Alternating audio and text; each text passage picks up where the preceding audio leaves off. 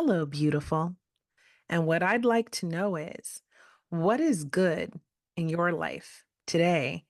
This is Kia with another episode, the season finale of the Female Veterans Podcast. So, this season has been a long, kind of drawn out one because, as you know, I'm a disabled vet and I've had to take a lot of time for health things. But I'm getting back on track. So stay tuned for a lot of more episodes, including this incredible story I have for you today. Before we dive in with that, I want to give a shout out to my sponsor, Eris Health. My friend Kelly has created a mental health app. It's going to help veterans too. I am supporting it because of that. And it's in creation right now. So, what you can do to support this is go to her Instagram, and it's at Eris Health, and just follow the progress of this journey of this app being created. And then when you can sign up. It's going to be a monthly membership app. And I think it's going to revolutionize that space and really help a lot of people. And I can't wait to see what happens. So thank you to Eris Health for sponsoring this episode. And in addition, I want to let you know that I'm going to be doing some coaching with the Barbara Giordano Foundation. You know, I work with them. They do amazing things for female veterans. It started on the East Coast, but now it's since the pandemic. I think they help people everywhere. You can attend their workshops and their master classes and their events. And you can find them on Instagram, or you can look at the Barbara Giordano Foundation online and you can learn more there. But I'm going to be doing some workshops starting in January and February with the option of coaching. So, if you're into that kind of thing, definitely stay tuned for that. And without further ado, I want to tell you about my guest today, right? She spent time in the Army. She was a lieutenant. She served from 2002 to 2005. So you know that time frame and what was popping at that time. And so we're going to hear her story from ROTC to Korea to everywhere she was stationed and what her experience was in the military. And I can't wait for you to hear this one.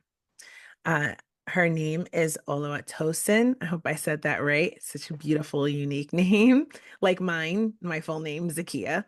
And I'm so happy to have you here as a guest today to share your story. So thank you. Thank you for having me. So let's jump right into it. What made you join the military? At the time that I was introduced to the military, I craved structure. My mother had passed. I was 14, and my school had just started the junior ROTC program. And there was a lot. It was just me and my sister and my dad. And it was a lot of instability in the house because my mother was the grounding force. So my dad was kind of checked out. He was going through his own stuff. And the first sergeant in the junior ROTC program took me under his wing. And we took a trip to West Point and we took a trip to Fort Lee. And we were there all day. And I saw the soldiers and heard the um, taps and everything. And I was like, I love this. I think it was someone always telling you, always knew where you had to be. Someone was always telling you, yes, this, that, and the third. And from them, then I was in love with the military.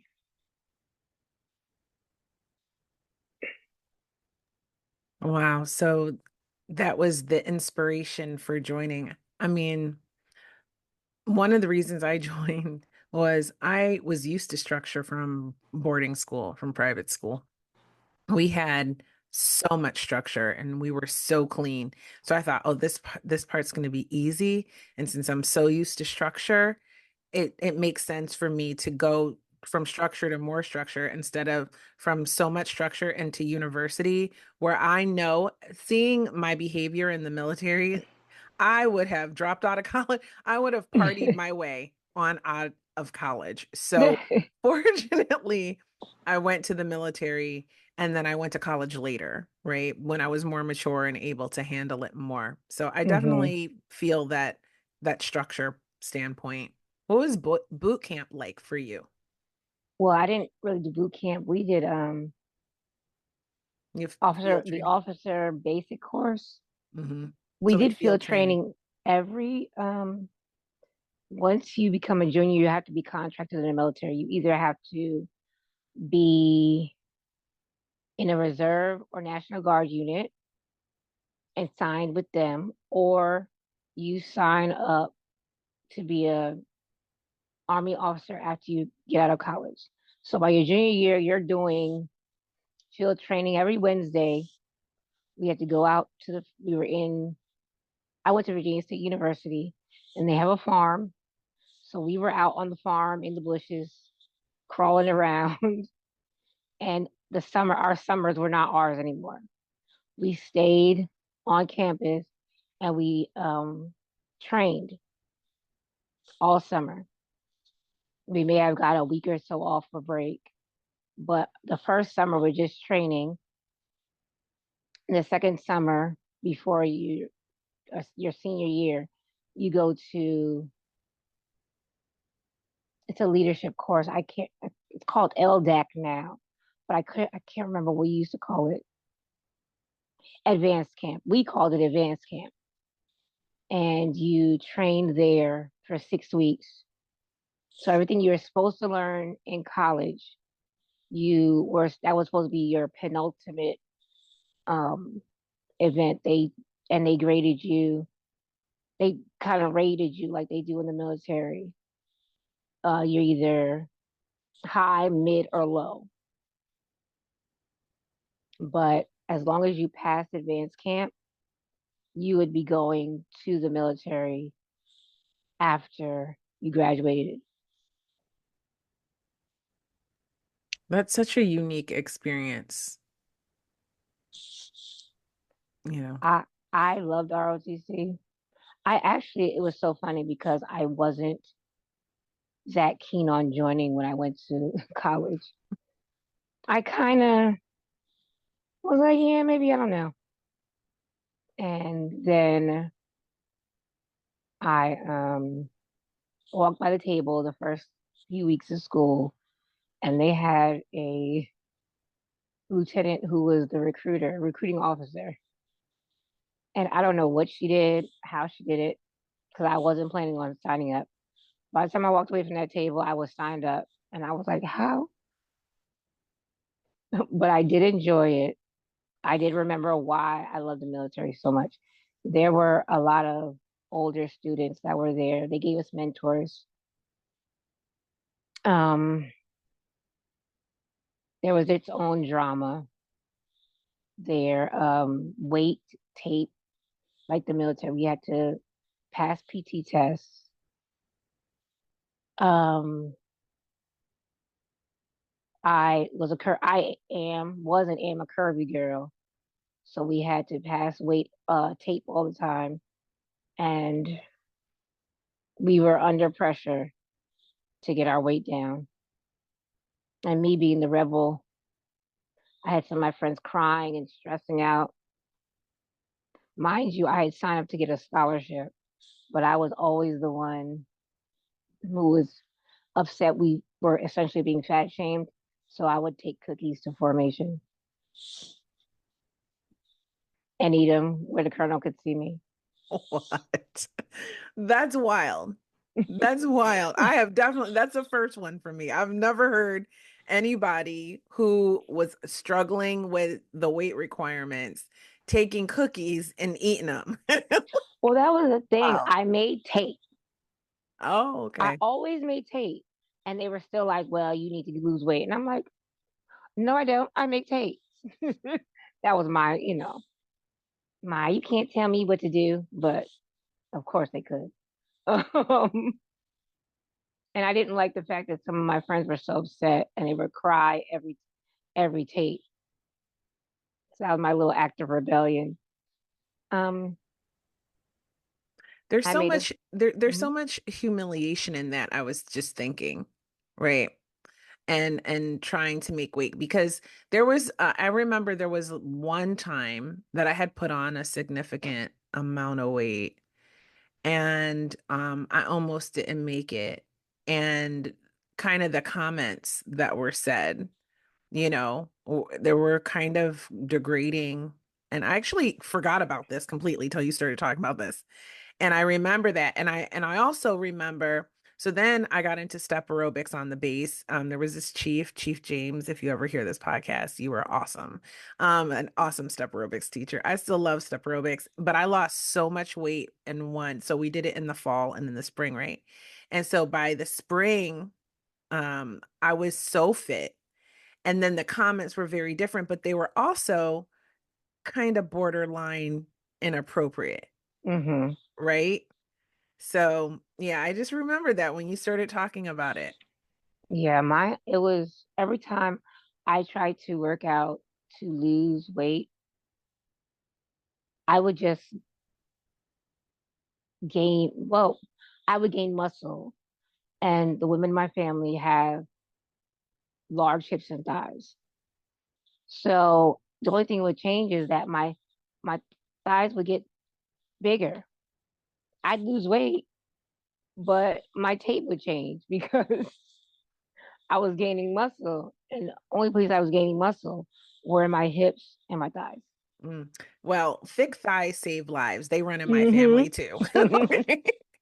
And Yeah, but right now, that's where I seem to keep all of my weight or is in my thighs. And you know oh what? yeah. I'm okay with it. I'm okay with it.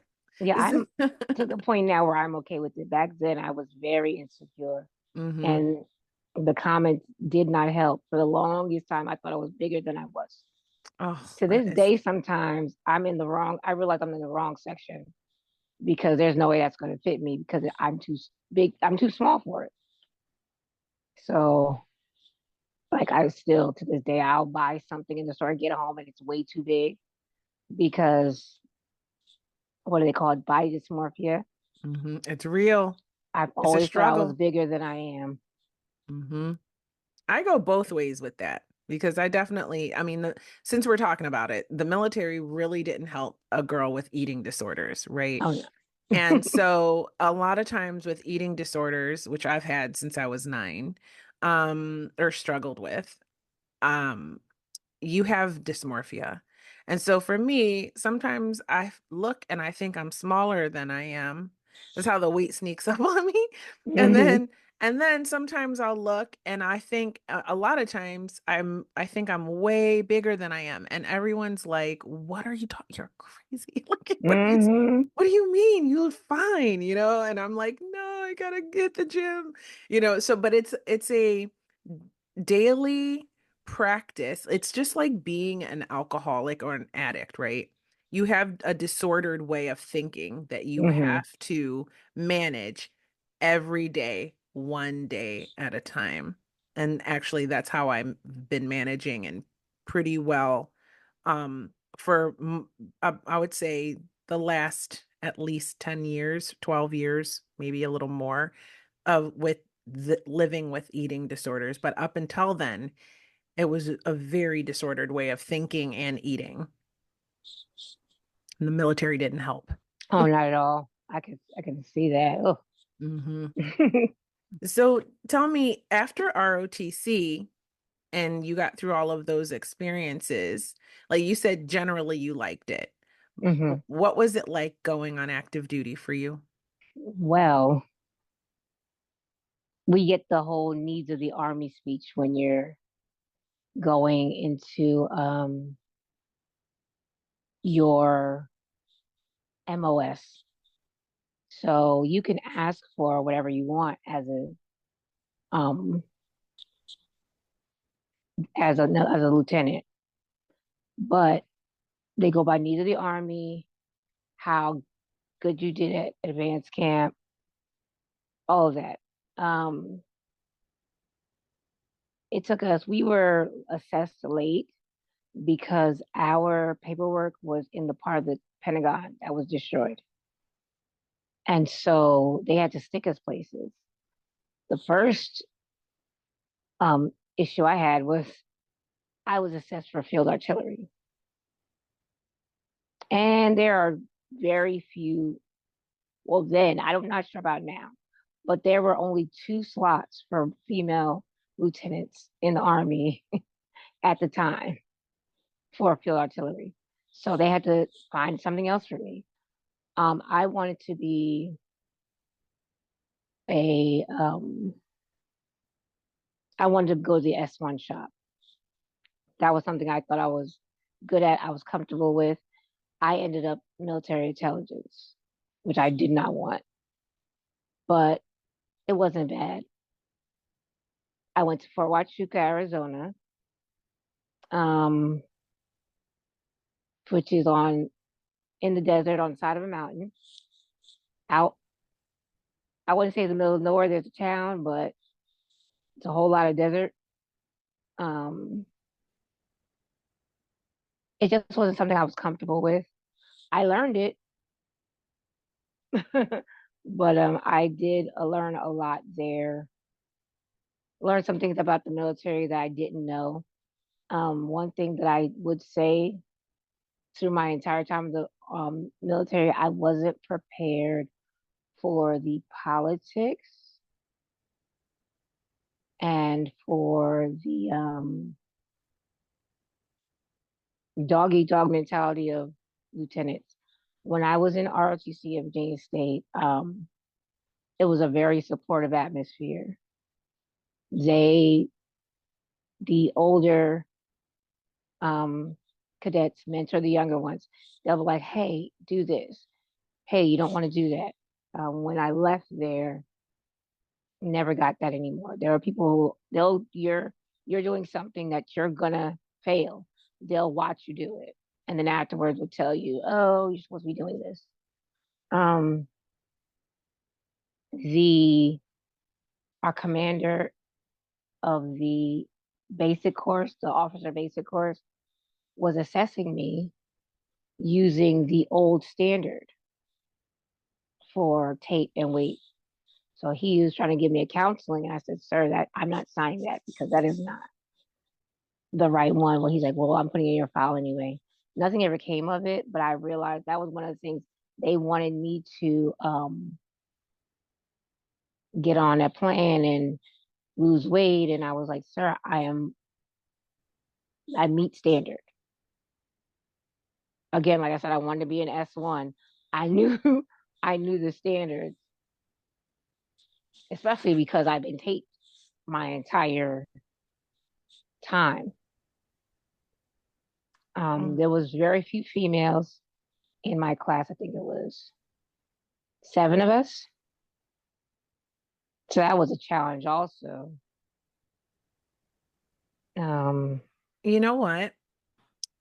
You saying this just reminded me of something else too that I experienced. I know I've shared on this podcast the story about my time in boot camp when I spoke to my recruiters and before I was coming to boot camp, and I used to wear my hair in braids all the time. I mean, it was the 90s, honey. Okay. And I was always rocking my braids, hun.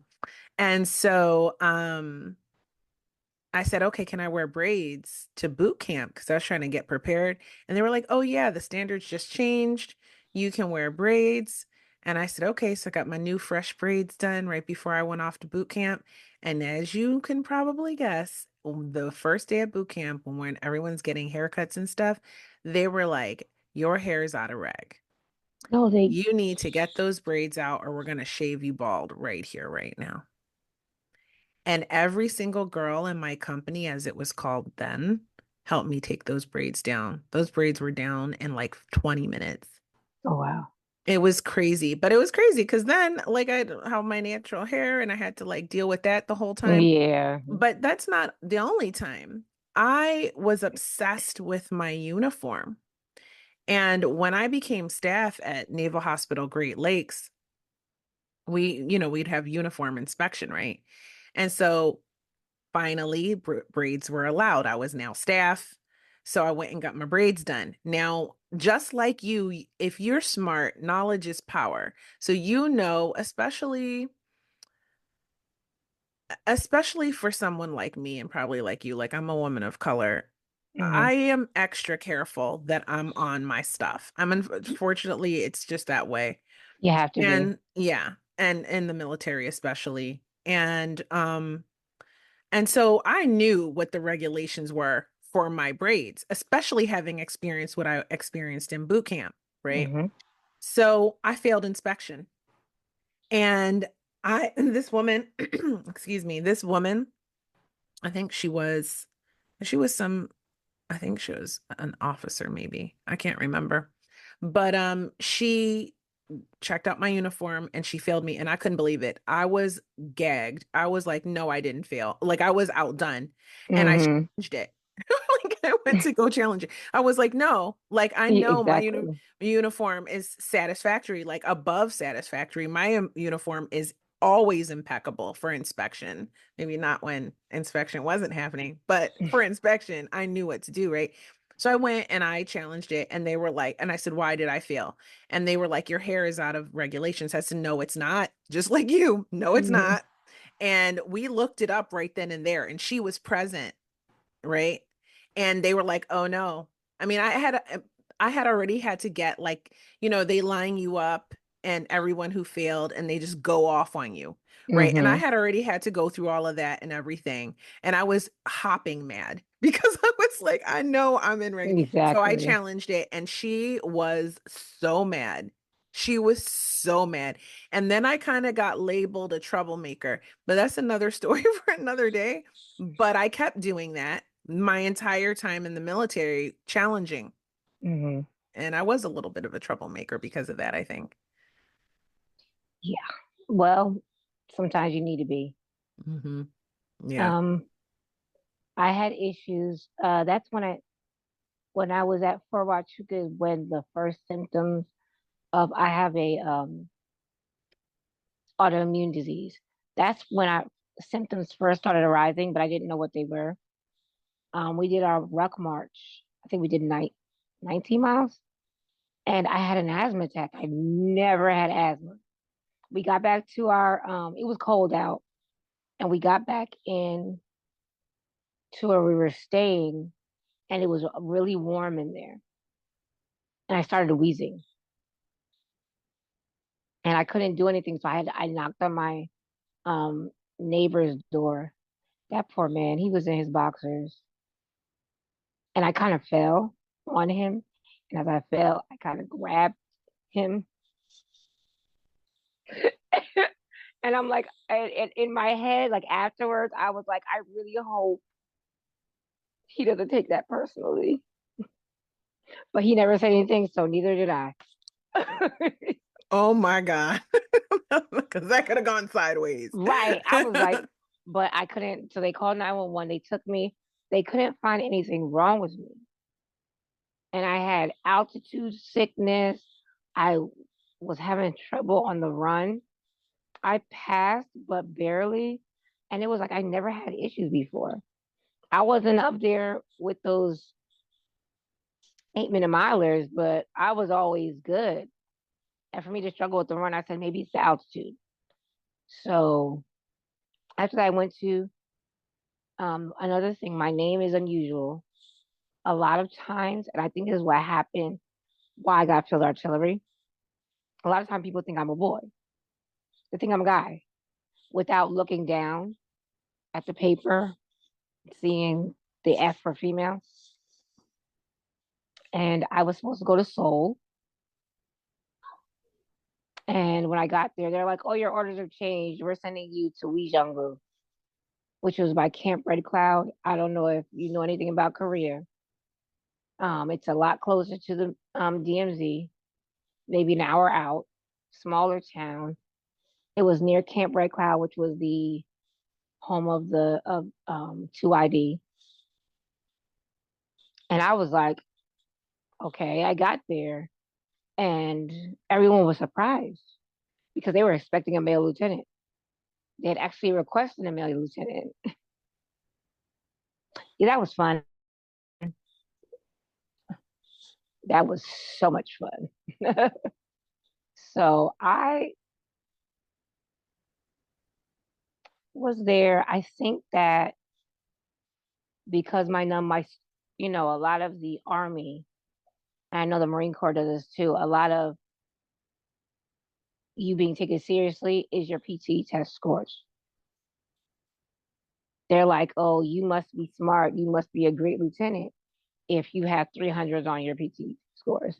And, that we know that's not true. But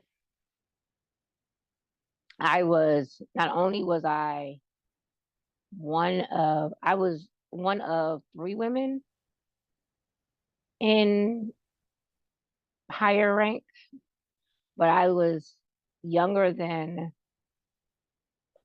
everyone, except for maybe a couple of the PFCs. And I looked young.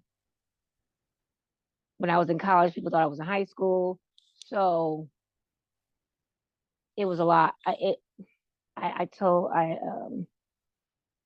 I curse? I don't know. Okay.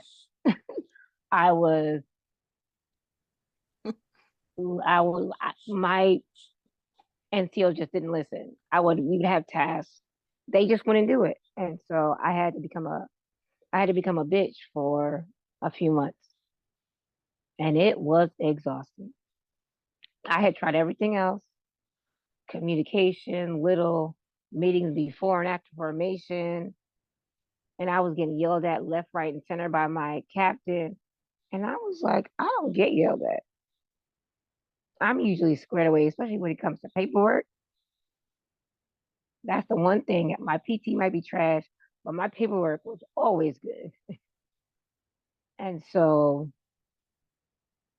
I would every day for about a month, they had to stay after. Oh, we can't find a piece of equipment. We're cleaning out everything. I got it was to the point where I was in the back of formation talking about, oh, you thought you were going home? You're never going home. Or I would go past, I gotta sign off on your to go off base this weekend, right? Well, while we were there in Korea, we were under curfew. So anything, even on the weekends, you had to get signed out and you had to get it approved before you went. And I know they were calling me all kinds of names. My platoon sergeant told me so. But I'm like, it had to be done. And after about 2 months, I never had problems again. When I say it was exhausting, I would go home and I would just collapse on the bed and cry because I don't understand how people who are angry all the time do it. Because being mean is exhausting. Yeah, when it's not your nature, it is hard. Mm-hmm. And I mean, I never know what story I'm gonna hear, but I just can't help but like feel this, like because I'm a very naturally happy, loving, upbeat person, right? That's my Mm-hmm. true nature. Now I can be bitchy, but I don't Mm-hmm. like it. You know Oh what I no. mean? And so when I have to turn that side on, I completely feel you. That is exhausting. And you know what? A lot of times in the military, or if you work in a career with you work with a lot of men and you're a woman in a position of authority Mm-hmm. over these men, you do not have a choice. A lot of times they don't give you a choice, at least not Nope. back in the day.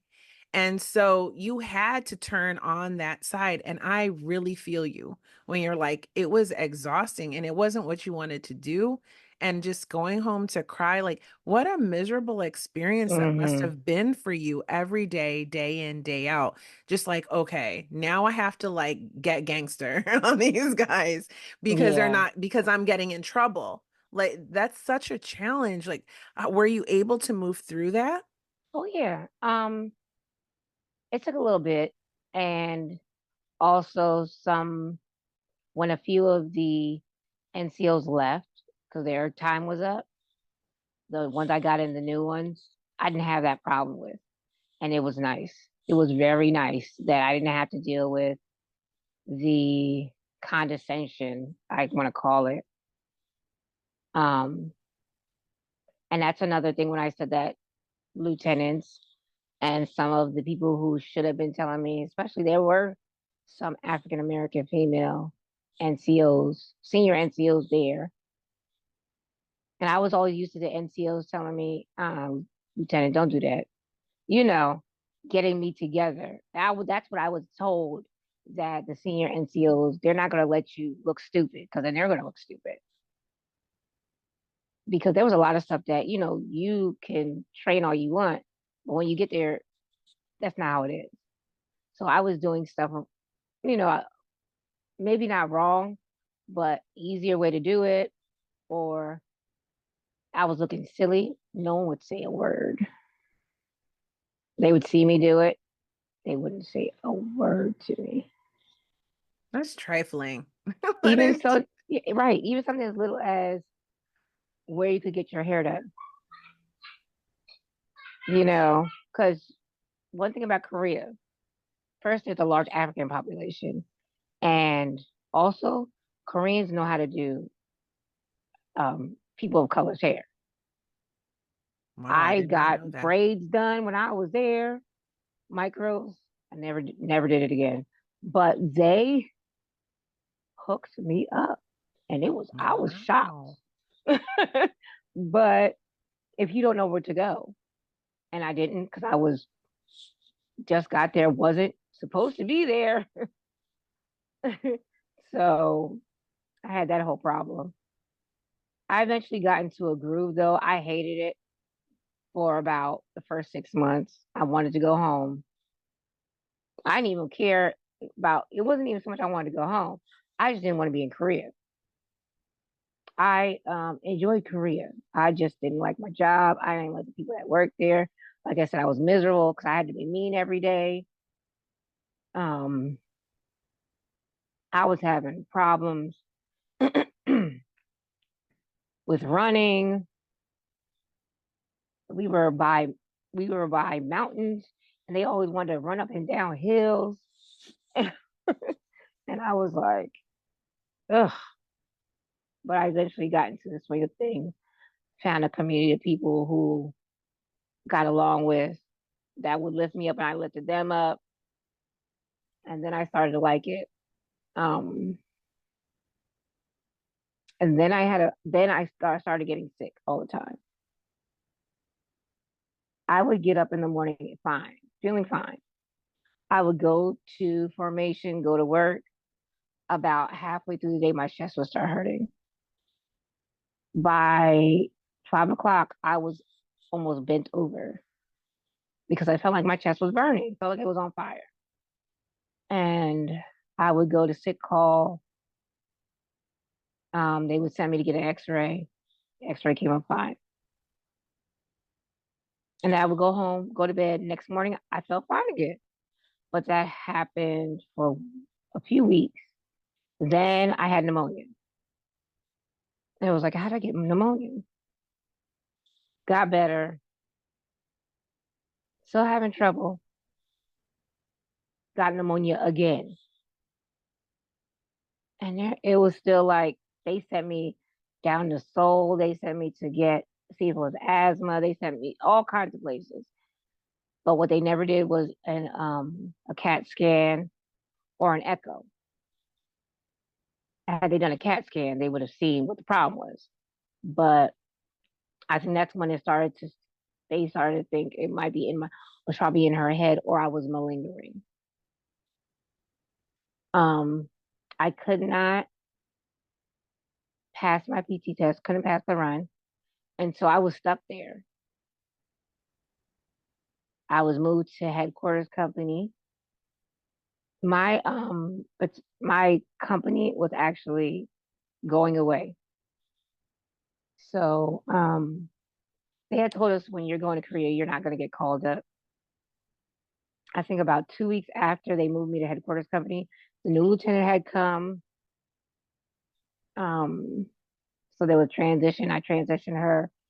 Like I said, 2 weeks after, my platoon got called up,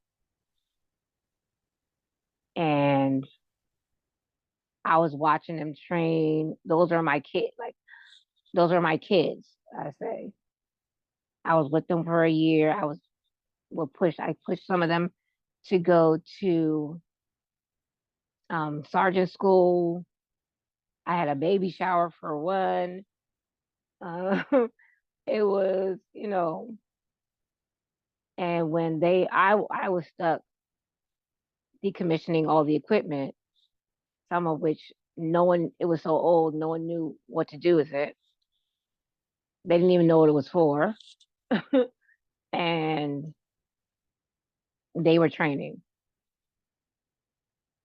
When they left, I was no good. My commander sent me home because she could see I was trembling, I was crying, because like you want to go with them.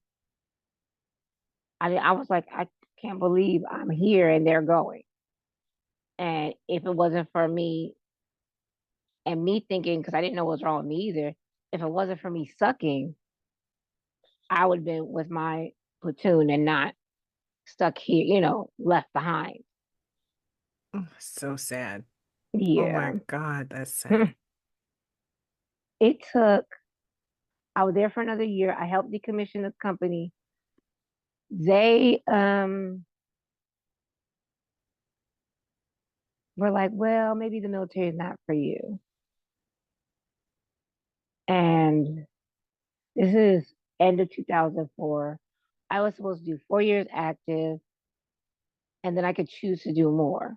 But my commitment was 4 years. I was only on three, but they were like, I think the reason they gave was failure to, what was the word? I can't remember, failure to not advance, something like that. Oh, I couldn't, failure to promote, what they called it. And like I said, the way I was, the way the speech, I guess, went, the sit down talk, it really seemed like they thought I didn't want to be there. And I actually really enjoyed the military. I don't know if I would have done 20, but I definitely would have stayed for longer. And now I started thinking it was all in my head anyway. So this wasn't a medical discharge. They just discharged you? Was it Hmm. like other than honorable or was it No, just I don't know how but I got a administrative? honorable discharge. My paperwork says honorable. So they just basically was like, you're done here. Hmm. Bye. Yeah. Wow. And by this point, I'm thinking they're right. Not Wow. that I shouldn't be there, but maybe it was in my head. Oh no. So, but let me tell you, I'm a believer. And I don't know. I say, let me tell you how God works. I had got back to the States. I was kind of just sitting around at my dad's house. And somebody told me at the VA, they're like, hey, there was a VA that was maybe 10 minutes from where I was staying. And I called and said, hey, I just want to come in, fill out my paperwork to get that done. I got up there. I told them all my symptoms. I went to a general appointment, told them all my symptoms. They sent me to rheumatology. I think I sat with that man for less than 10 minutes. He said, I think I know what's wrong with you. So this is in your transition out. So now you've Mm-hmm. transitioned out of the military. You're at home. You're like, I don't know what's Mm-hmm. going on with my life. And you just land there. Mm-hmm. And this doctor now, he was getting ready to retire. I think maybe if I come a few weeks later, he wouldn't have been there. Wow. And It's crazy. mhm. I didn't get a diagnosis until I think it took about 10 years. It took it for a diagnosis. But the reason why I could not pass my run was because my lungs were inflamed. This doctor, I can't remember his name now for the life of me. He told me that he had done some blood work. He said, you have ANA markers, which means you have some form of autoimmune disease. And he said, your lungs are inflamed. And that is why you're short of breath when you run. And so in my head, I said, so you mean to tell me if they had found this, I could have stayed in because maybe I could have gotten a modified PT test. Oh my goodness. And he was like, yeah, probably. And that sent me spiraling. Like I was so I I did battle depression. I still do, but it was, I guess, what you want to call um functional depression. I just found a job, was working, doing this, doing that, and the third, living. Like not even so much living, just doing day to day. Like I never existing. really, yeah, existing. Thank you.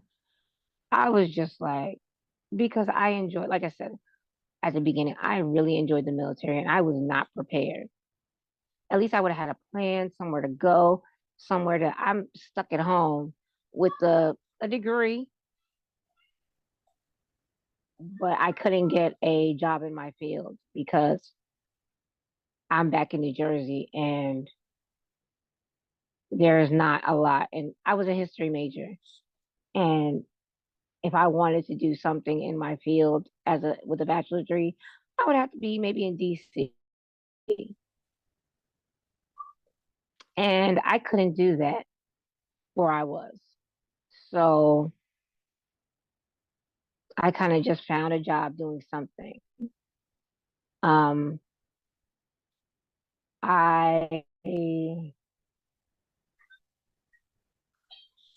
worked for a while, got married, had kids, finally figured out exactly what my autoimmune disease is, lupus. And now I'm working from there. Well, got married, got divorced, forgot that part. Haven't we all, So, honey? hmm Um, lupus. That is hmm a big diagnosis.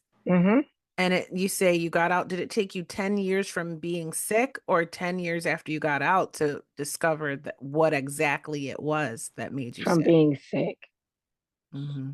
There was a whole lot of, and the thing with a lot of autoimmune diseases, but one thing with lupus, you have a whole lot of unrelated symptoms. Like my hair started thinning, and then I started breaking out in a rash, and then my ankles are swelling. So you're having different symptoms of different parts of your body, and you don't realize that they all have one cause.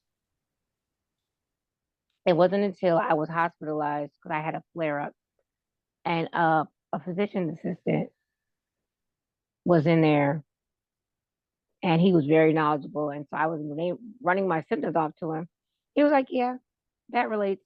I was like, well, what about this? He's like, yeah, that relates. And I'm like, so all these things I'm thinking I'm treating them. And the VA was actually treating them separately. They hadn't made the correlation either. And when they finally did, now I have a team. I'm not great, but I'm doing better. One of the one of my biggest triggers is stress. And I have a teenager and a tween. So, So there's a lot of stress, right? yeah, Lots of flares. yeah. I try to, you know, ignore a lot of it, but I'm actually getting better. I was great for a while, okay for a while. Went through a really, when I was sick as I don't know what, and now I'm getting better ish. So, but but we're moving on. As my this one older gentleman that I know would say, but we move. So, yep, I keep moving. You have to. I mean, I identify with so much of your story. It's Mhm. crazy because I have I live with, I got sick, like put it this way. Because so at the beginning of the episode, I said, hey, you guys, thanks for sticking with me. I know I haven't been as consistent with the podcast, but I've been dealing with a lot of health issues, right? So we remember I said that. I got sick in the military too. Mm. What I kept getting, you got pneumonia. I got mono. So I kept getting Epstein-Barr Oh virus. wow. And I actually then started developing problems with my kidneys. I almost died in Hmm. 1998. I was in Wow. ICU. I was on the serious list. Made it through that. I spent 2 weeks in the hospital. Like I came out looking sick. I mean, I had blood sepsis. Oh And wow. and I just kept, and from there, I just kept getting sick and I just kept getting sick. And I was always in SIQ and I was always in sick call. And I was always in, and no one knew what was wrong with me. No one understood. And they were like, how can you get mono again? You can't get mono again. Why are you getting mono again? Well, Hmm. apparently you can't. It's very, very rare, but you can. And I proceeded to have reoccurrences of mono. I think my last one was like 2 years ago. So it's Wow. been like 2 years since I've had it. But considering this started in 1996, 97 time frame, when you think about that, and if you've ever had mono, you know it's completely depleting. You cannot function. Nope. No way. You can't even hardly. It's like being narcoleptic. At least it was for me. I would just be hanging out with my friends and then be asleep. Like, it was just so exhausting. So what happened from that? As then they diagnosed me just before I was getting out of the military with fibromyalgia, chronic fatigue, and chronic migraines. Now, with Oh, chronic fatigue and fibromyalgia, especially with fibromyalgia, and at that time where they hardly knew anything about it, I kept getting stories like it's all in your head, like oh yeah. all of these things that, being mistreated by doctors that who didn't know what they were talking about so many times, and didn't understand because it's a collection of symptoms. So you have all these different symptoms that you have the body pain, it's triggered by stress, like all that causes flare ups, it's episodic, right? And you're going through all of these health issues.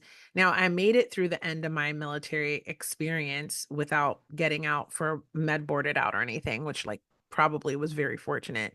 Hmm. Um, but these issues, so I don't know, maybe 24 years old probably when they told me, hey, and I was very lucky because this nurse knew about it. And so because no one knew what was wrong with me. And she was like, hey, you meet the qualification for fibromyalgia. And I said, what is that? And she explained it to me. And then I was like, so when am I going to get better? And she was like, oh, sweetie, Yeah. you're never going to get better. And I just thought, you could have like it's not obviously not as bad as cancer, but you could have told me that I had cancer and I would have felt the same way as I felt in Oh that yeah. moment because I didn't know enough about it. I didn't know what it would do to my life, to me. And I just thought I have an illness that I have to live with for the rest of my life. And I was angry because I was like, I came into the military healthy, Yes. healthy. So how did this happen to me? And I was told, look, I was told, you're gonna never have kids. You're probably gonna need a transplant. All this stuff they run through when the doctors tell you they run through the worst case scenario. And I'm like, oh my God. Well, I was like, well, damn, I'm gonna die.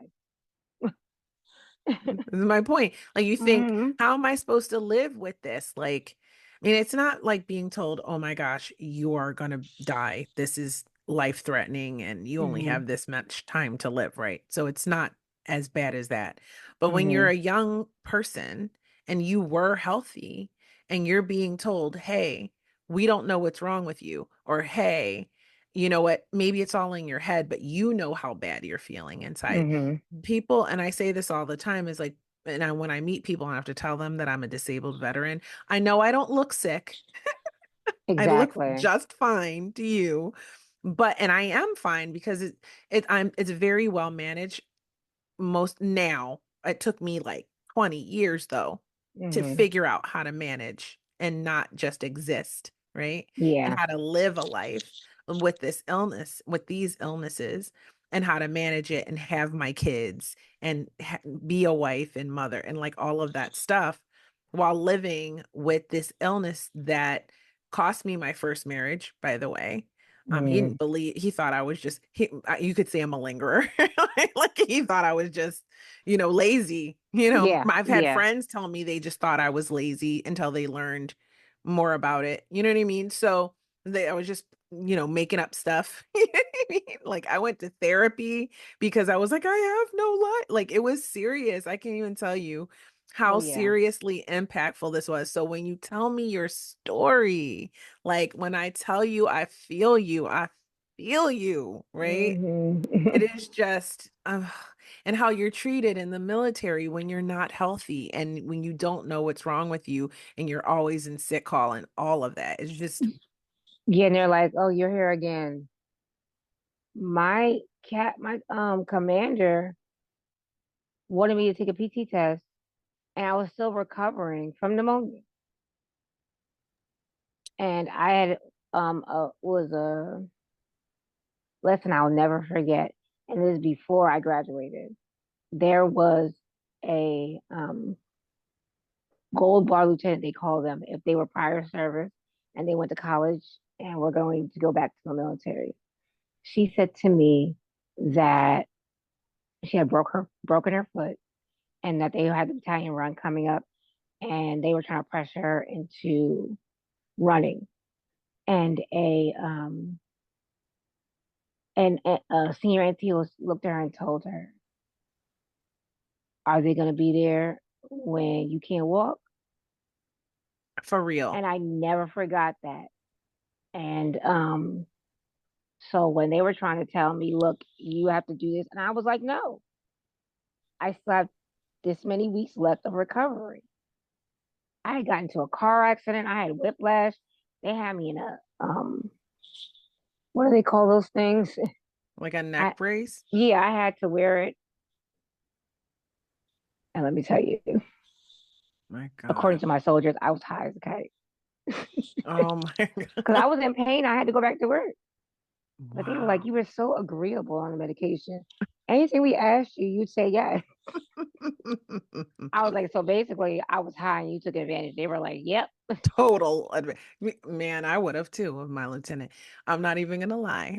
I don't even blame them because I would have. Let me tell you, I totally feel that. So I was in the pharmacy and they lent me out to the police, to security division. Because we all had to take turns at donating people to do gate guard.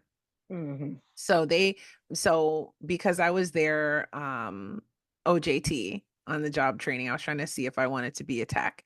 But I just did it and I never became a tech and then I just got out. But I just did the job for the last 3 years of my career and I loved it. But they let me out. But here's the thing. I had mono, And you're at right? the gate. Oh no. Well, here's the thing. So remember when I told you I got labeled a troublemaker? So when I got to security, they were like, we're gonna fix this girl. And they put me on nights.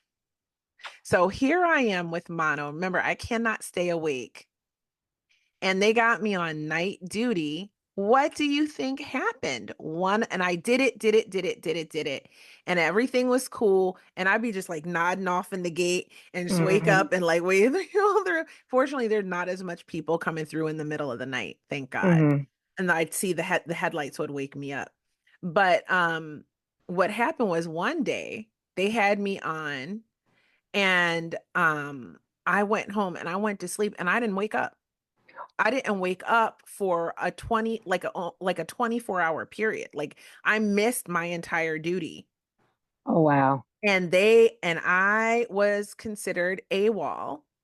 Hmm. And when I tell you they were going to string me up in that security office, Like they were salivating about what they were going to do to my career. I was going to captain's mass. I was like, they were going to destroy me. They could not wait. And I went running to the pharmacy and running to the doctor. I went back over to the, because I was on the other side of the base. That was like the C school side, and the A school for everybody else except hospital core and dental, right? And I went running back to the hospital side, which was like a different type of command. And I went to the pharmacy and I said, "This is what's happening to me."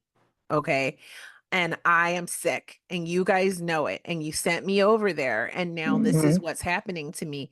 And I had a new lieutenant commander, and I told him, and I said, I have evidence. I'll go get my medical record. I will prove it. I am still have mono. I'm supposed to be on light duty, and they have me at working nights. And now I'm going to captain's mass, apparently. And my lieutenant handled it. The general will Hmm. say he handled it, and they couldn't touch me Awesome. because it was in my record. And then, in fact, the doctor was like, she shouldn't even be back to work, actually. We Oh, thought she was wow. going to be in the pharmacy sitting, like passing out. No, then she's going. And I actually left then, and I had like a month of sick time where I Oh, just that's didn't work. awesome.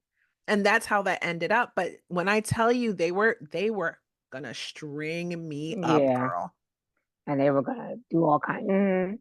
Mm-hmm. But that it's like they're out for you. Yeah. But I don't know. Like I look back at it as when I got older, more mature, and I thought about it. I would wonder how much of it was because I was female, and how much of it was because I was black. Because there Good were so many things questions. that I remember happening that I didn't understand. I was really naive going into the military. That I was like, why are you okay? They would say this, and I'm like, oh, okay. But I never thought of it as anything. Now looking back at it, I was like, oh, they were like it's because I was black. Wow. It Some things might have were been. definitely there were some things that were definitely because I was black. But other stuff I'll never know. I So. mean, I definitely would say probably it was because you were young, black, and female. Hmm. All of those things probably played a factor, probably mainly female. Um, Hmm. but definitely so in my experience, I definitely had an experience with an incredibly racist chief. And I'm not making this up. I'm pretty sure I mentioned it before on this podcast, but they removed him. Like, so the command removed him because he had so Awesome. many complaints against him in the clinic. And he was like targeting people to try to ruin their military career. And I was one of them. I just kept getting targeted. And during my time, haven't told my whole story on this podcast yet. And just tell bits and pieces here and there when it seems to fit the storyline. Hmm. But like, I'm telling you, there was a lot of like racial issues, but then there were so many other people where the race was not an issue and it was Hmm. fine. And then there were some people where being a female was an issue. And then there was lots of other people where it wasn't an issue at all. And I think the thing that I took away from the experience was be the favorite. Oh yeah. Be the favorite when you're serving in the military because I've been the favorite and I've been the not favorite, and being the favorite is better. Oh yeah. I think what my saving grace was the battalion XO loved me. Sergeant Major loved me. Sergeant Major said I reminded him of his wife. This man was the most unfriendly looking. He was short, he was skinny, a grizzled older white man. And apparently I reminded him of his wife. And I think, and they were telling me, I was like, it can't be true. But they said I was the only one that he smiled at. And anytime we for the battalion XO, we were in charge of some really um expensive equipment, and then we had the worst vehicles in the entire battalion. There was at least one or two or three of them down at all times. They were just old and broke. And then we got some new ones and they were broke too, which I don't even understand because I promise you, one said it had 6 miles on it. So that means the time they took to drive it on the ship and off the ship. So how is it broken? But so I worked with him a lot and he would always say, "Whenever you need me," another read the mechanics, the chief warrant officer, he gave me his personal cell phone number. They're like, he doesn't do that. I said, well, he always has to call me because there's always something wrong with something. So I was able to go to different shops and have, I guess you want to call it friends. Um, my Korean soldiers loved me too. They would take me to eat. I'd be like, what's this? They're just like, eat it. And I was willing to. So they enjoyed the fact that they could drag me out and experiment on me, I guess, to eat Korean food. I knew somebody, there was um an infantry company attached to us and they like square I had we had all this equipment and apparently I was wearing it all wrong. Again, another one of the times no one would tell me. So one day we're standing there and the lieutenant was there and I'd known him from before. So we were talking and he's taking stuff off me and I'm like, what are you doing? And he's just like, shut up. And was like he arranged all my equipment. And now you look squared away. I was like, oh, thanks. But it was nice to have those people. Ultimately, if I would go back, I would do it all over again. I would wish I had more knowledge. Like there's a lot of stories I could tell you. The sexual harassment, oh my God. And in Korea, well in the northern part, there's not a lot. We the women are outnumbered, maybe 2 to 1. So anytime it's like I went to the dining hall on Camp Red Cloud one day and a PFC, and mind you, I'm in uniform. A PFC came up to me and made a pass, and I'm like, if Oh, you don't get out of my face right now, I think I said something to him just like that. The first sergeant trying to get your number, and I'm like, that's another time I had to be me because being no, no, thank you was not working. My don't we platoon sergeant, have I, the mhm. I said, don't we all have those Oh stories? my God, we can talk about that for hours. Mm-hmm. But I did make some really good. Like there's some people, some of my friends that I made. I still talk to them 20 years later. Um, a good friend of mine, when I was over in Korea, I knew her from college. She had graduated maybe 2 years before me. She's a lieutenant colonel now, and we still speak. And I'm just like, I'm so proud of the people that are still in. And I sometimes wonder what would have happened, but I don't let it, you know, affect me so much. Yeah. I still love the military. I know a lot of people that get out that will like, I'll never tell my children to join. My kids are not in any way, shape, or form interested in the military, even though I'm big. I make them watch the Army Navy game. I do all kinds of stuff. There's military stuff all over the house. I tell them stories, the good ones. They're like, I don't think my boys are cut out for it. I just don't. I mean, I think maybe my oldest one, as he's getting older, it could be an option for him if he really wanted it. But I told them, you're not going to go in enlisted. So if you oh choose, yeah, you go in as an officer, you're not going in. That was it. But when I first got out, I was really anti-establishment and I was really anti-military. So it's a wonder I do this podcast, but there's reasons. But like you, though, over time, I I became more and more proud because other veterans helped me because I struggled with my mental health and stuff after Hmm. I got out, with the illness and everything. And Definitely. even I thought when I got out of the military, I'd be so happy and I'd never look back, but I struggled to adjust to civilian life for years, for like 4 years. It was difficult for me to like really acclimate back to civilian life, which was a surprise in and of itself because I just couldn't wait to get out, right? Hmm. Oh God, I sometimes thought I feel like I was speaking a different language. Yeah. Cause I would say Oh, something and people would look at me like, "What are you talking about?" yes. Yeah. Like you have no clue. And Hmm. so, and then you just develop a different type of fortitude and way of carrying yourself and a different strength.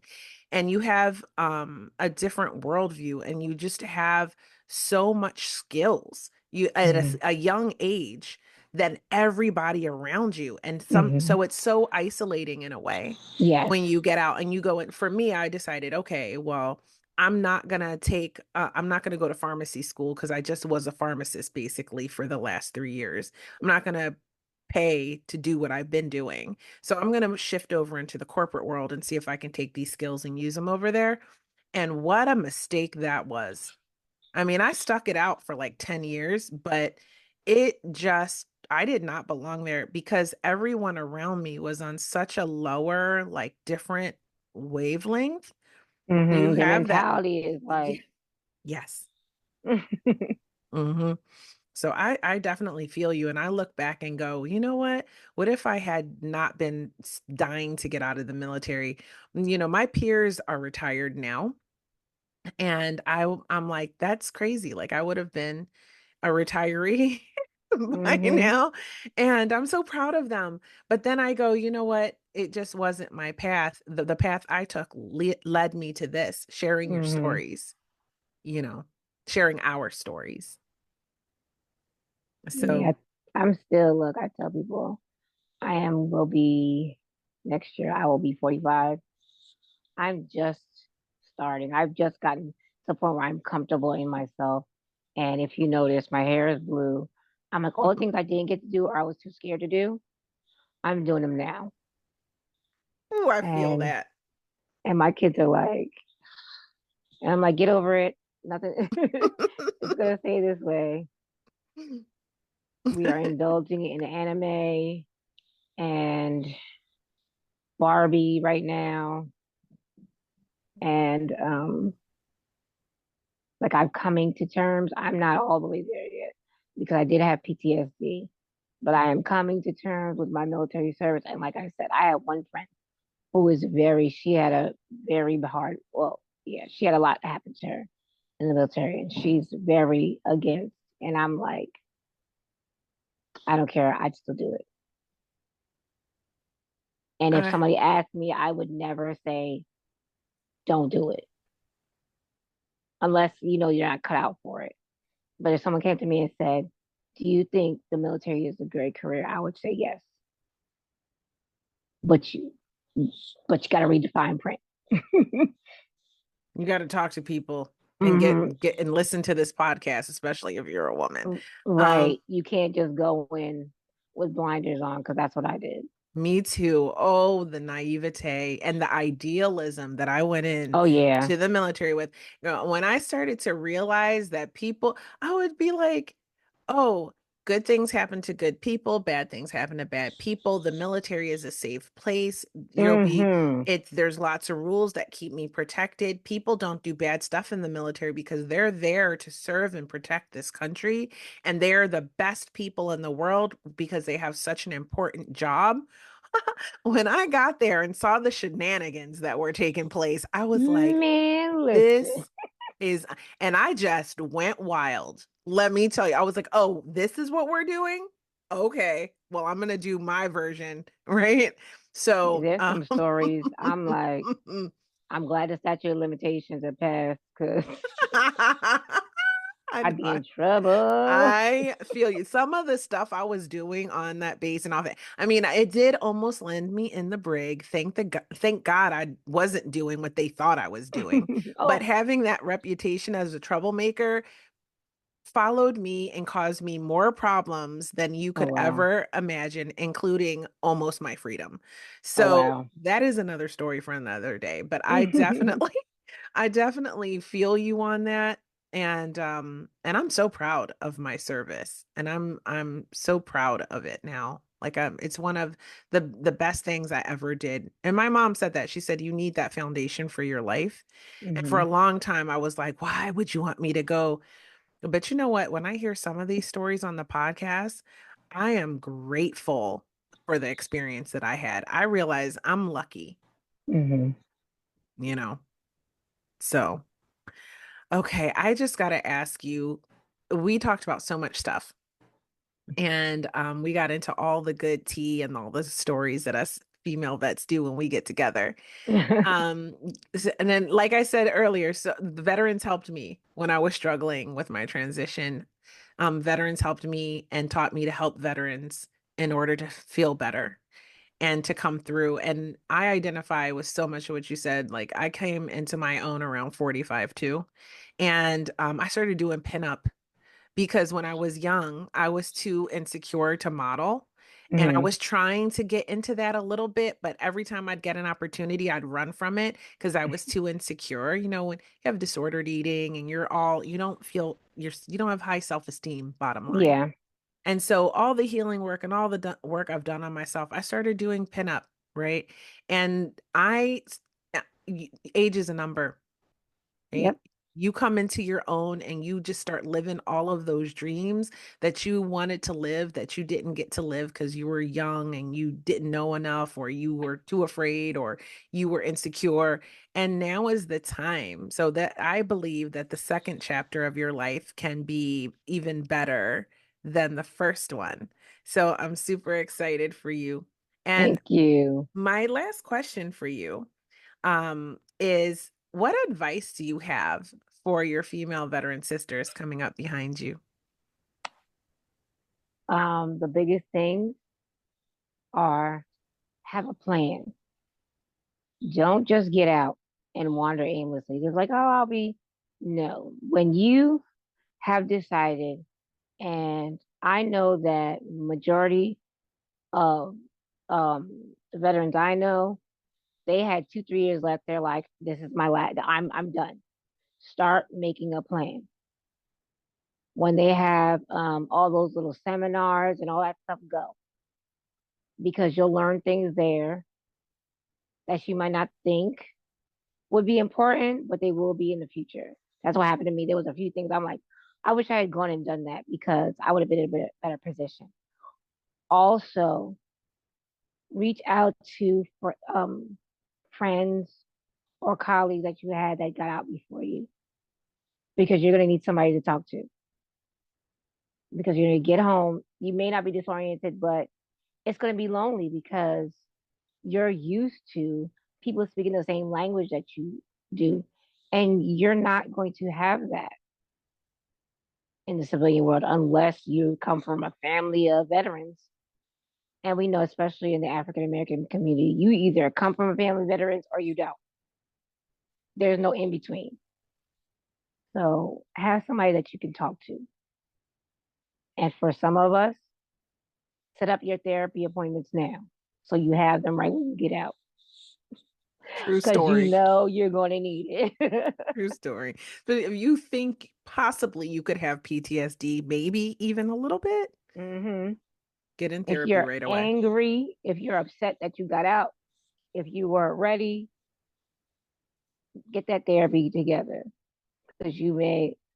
I know one female veteran who didn't realize she had PTSD and gave her husband PTSD because of, yeah. It's a struggle. I didn't know I had Hmm. it. Me neither. And they told me, I was like, oh, oh that makes sense. Right? It was like a light bulb went off. I was Hmm. like, oh. Yeah, exactly. No wonder. Okay. Mhm. Mhm. Yes. Oh my gosh. Thank you, Oluwatosin, so much for being such an extraordinary guest and being so candid and sharing your story. I am so glad we had a chance to connect, and I really hope this helps people. In fact, I know it will help people because you never know when your story is going to be someone else's survival guide. Thank you for Amazing. having me. I was like, okay, maybe I should tell my story. Now this was a well timed because I'm ready to tell it now. Beautiful. Beautiful. I don't know, I'm lucky like that. I keep hearing that I'm finally ready to tell it. And I'm like, well, thank God, Yes. because every single story matters, and our stories matter because honestly, you know, I served in the mid 90s, you served in the early 2000s. I mean, this is part of history and still at a time where women's roles in the military are still evolving. So Hmm. we are pioneers, you know? I Never like thought of that. it that way. Nope. I like that. But I'm a it's true. pioneer. You are, right? I mean, I served at a time where women were just starting to go on ships and like the role Hmm. was expanding, and some of the experiences that they've had are just crazy, and the world needs to know it. Yeah, And they do. we need to support each other. And I remember the first comment I ever got on one of my posts about this podcast was, "Thank you for doing this. I now feel less alone." And that was like life changing for me. That's why I still do it. That's awesome. So I want to thank you so, so, so, so much. Is there anywhere that we can connect with you, show you some love, follow your journey? Well, yeah, I'm really boring, but I'm on social. Make sure I get this right. I'm on Instagram. I'm on TikTok. Don't ask me my TikTok. I have no idea. It's But my Instagram is Tosin Tosin .h.so. So, you know, I like talking to folks as long as they're not scammers. You can see a little bit about my life and my crazy, crazy children who are a lot like me, and I wish they weren't sometimes. No, that's right. But thank you again for having me. This was really fun and really good. Thank you. And with that, we are going to wrap it up. And I just want to say to everybody, thank you for sticking on this journey with me. I mean, it's been an amazing one, and I appreciate all the love that I get for this podcast. You know, I will put all of her information in the description of this episode. So just scroll down and you'll see it there if you want to contact her on Instagram. And like I said, I want to give a shout out to my sponsor, Eris Health. Remember to follow them at Eris Health. That will also be in the show notes. And I love you guys. I appreciate you so much. Remember to go and follow me on Instagram at the Female Veterans Podcast. And I'm now on TikTok at the Female Veterans Podcast. There's going to be a lot more content. I have gone through a couple of assistants now, but I think I've got it down. So we're going to start building this out with like newsletters and more content and more interviews. And so stay tuned. And I really appreciate you. I can't say that enough. I love you guys, and I'll talk to you next time.